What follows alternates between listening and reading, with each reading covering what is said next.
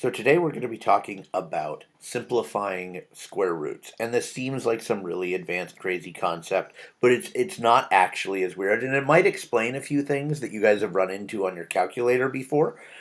So let me just go down. First off, I'm going to give you the basic rule of how this works, which is the square root of a times b, that's a b, equals the square root of a times the square root of b.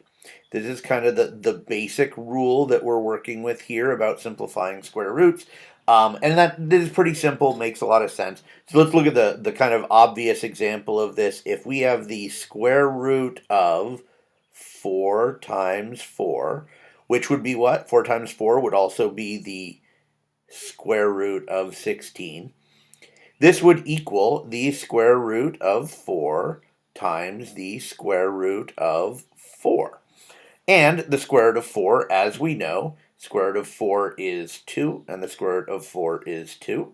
So this would be 2 times 2, which is 4. And we know the square root of 16 is 4.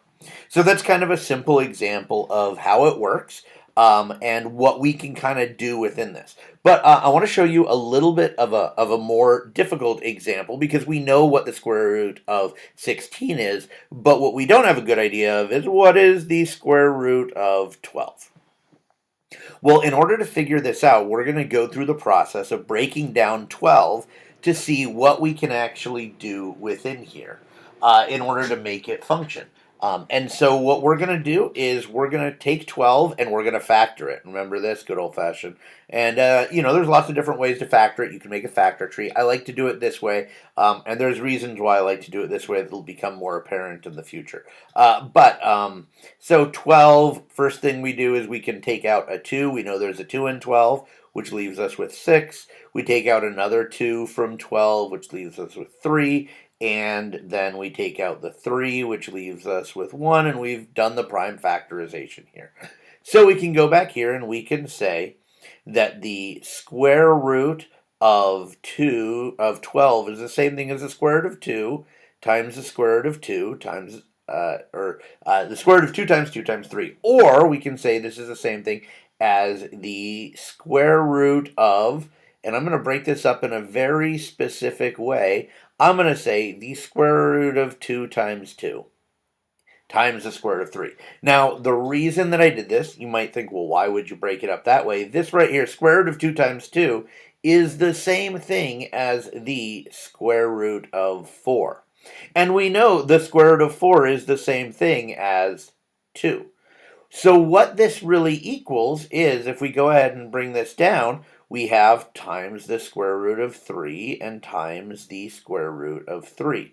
What we end up with is that the square root of 12 equals 2 times the square root of 3. And we don't actually need that dot in there because it's next to that symbol would just mean multiplication. So 2 times the square root of 2 square root of 3. And that's the process for simplifying. What we're looking for is first we do this prime factorization right here, and then we go ahead and figure out what pairs do we have, because whenever we have pairs, we're working with squares, we know that we can use them to find the square root of that. So let's look at one more slightly more complex example. And we're going to go with a bigger number here. We're going to go with the number of the square root of 72. So once again, we're going to go ahead and have to factor. We're going to factor 72 right here. And so 72, well, what's the first thing we know we can come out of 72? Well, a 2. Half of 72 is 36. I almost said 63. That's not going to get us there. Is 36. Well, 36, still divisible by 2. Half of 36 would be 18. 18, still divisible by 2. Half of 18 would be 9. 9 is divisible by 3, leaving us with 3, and 3 with 1.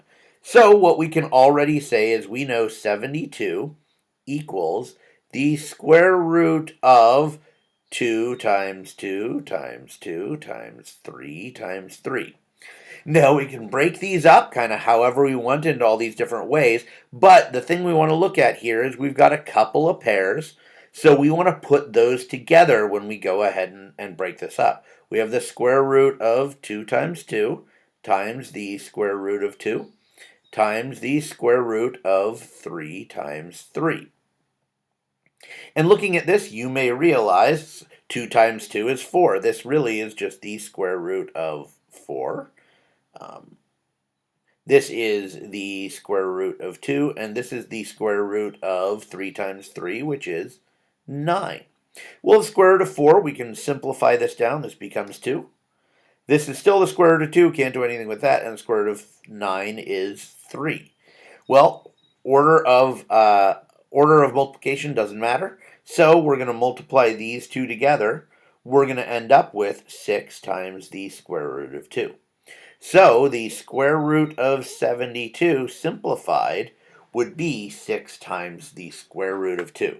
Remember, what we're really looking for here is these situations where we have pairs, right? Those pairs are things that we can then simplify down and turn into these whole perfect roots, and we can pull out in order to get a fully simplified root.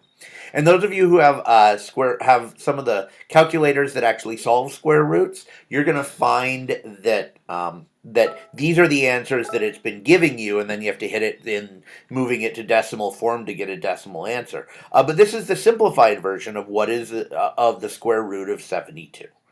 So you're going to be doing this, and then the next thing we're going to move into is doing it when you have variables in there as well.